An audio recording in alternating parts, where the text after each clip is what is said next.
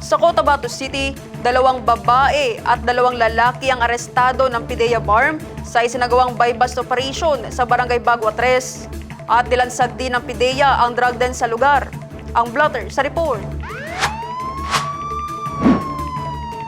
Kinilala ang mga naarestong suspect na sina alias Gail, 50 years old, babae, at itinuturong drug den maintainer. Alias Ne, 32 years old, babae. Alias Liit, 18 years old, lalaki. At alias Ta, 40 years old, lalaki. Nasamsam sa operasyon ang siyam na heat-sealed transparent plastic sachets na naglalaman ng hininalang shabu na may kabuuang timbang na humigit kumulang 12 gramo at tinatayang nagkakalaga ng 81,600 pesos. Na-recover din ang isang cellphone, iba't ibang drug paraphernalia, isang identification card at buy-bust money. Sa gitna ng operasyon, isang suspect na kinilalang si alias Mala ang nagpaputok ng kalibre ng baril at nakatakas.